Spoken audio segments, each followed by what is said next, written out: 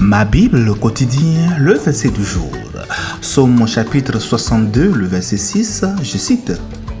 Oui, mon âme, repose-toi sur Dieu, car de lui vient mon espérance.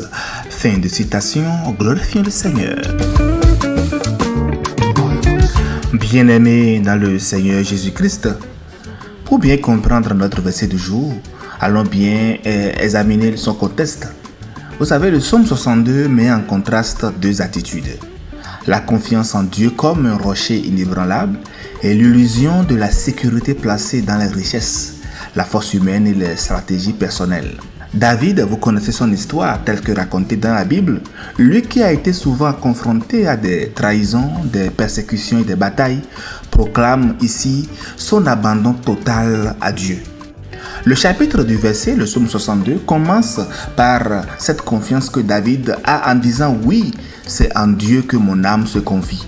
De lui vient mon salut. » C'était le verset 2. Puis, il dénonce ceux qui comptent sur la tromperie et la violence pour réussir. Enfin, il exhorte chacun à placer sa confiance en Dieu car c'est lui qui détient la véritable puissance et la grâce. Les versets 12 et 13 du chapitre.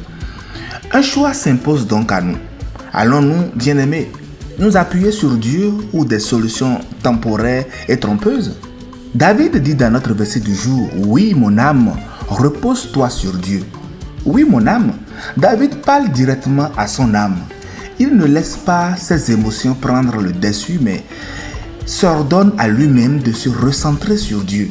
Parfois, nous avons besoin de ce auto-encouragement pour nous rappeler que notre espérance ne doit pas vaciller.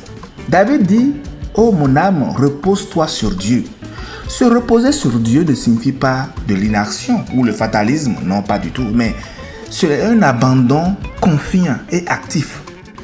Ce n'est pas un simple « je lâche tout et j'attends », mais plutôt « je fais ma part en comptant sur Dieu pour le reste ». David ne s'est pas croisé les bras face aux épreuves, mais il a toujours cherché la direction et la force de Dieu avant d'agir. Mais toi, sur quoi cherches-tu à te reposer dans les moments difficiles? Tes propres forces, la vie des autres ou Dieu seul te suffit? Le verset finit en disant « Car de lui vient mon espérance ». L'espérance de David ne repose pas sur des circonstances favorables ou sur des propres stratégies, mais sur la fidélité de Dieu. Bien-aimé, faire confiance à Dieu ne signifie pas être lassiste, mais être prévoyant tout en mettant Dieu au centre. Notez que nous sommes souvent tiraillés entre ce que nous voulons faire et ce que nous devons faire. Il est important d'apprendre à parler à notre âme pour réaligner nos désirs avec la volonté de Dieu.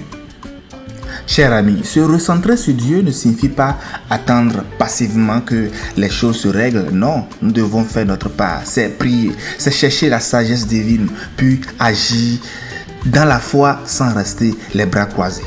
La prière nous donne donc la clarté et la force pour avancer selon la volonté divine. Par exemple, bien-aimé, si tu es face à une décision importante, une opportunité de travail, une relation difficile ou un projet qui semble bloqué, prends le temps de prier, de méditer la parole, de chercher la paix de Dieu sans rester les bras croisés. Fais ce qui est de ta part. Puis avance en confiance en posant des actions qui sont bel et bien alignées avec les principes divins. David nous enseigne ici une discipline que nous devons savoir, qui est une discipline spirituelle très précieuse. Remettre nos émotions et nos incertitudes à Dieu, mais aussi agir dans la foi. Ne pas se laisser dominer par la peur ou l'impatience et reconnaître que c'est Dieu qui dirige nos pas, même si nous faisons des plans. Chers frères et sœurs, aujourd'hui, choisis de parler à ton âme comme David l'a fait. Dis-lui de se reposer sur Dieu, non pas en restant bras croisés, mais en avançant dans la foi et de faire ta part. Dieu est digne de confiance et nous l'avons dit dans notre verset hier, il est ton refuge et ton espérance. Sois béni et marche dans cette paix aujourd'hui.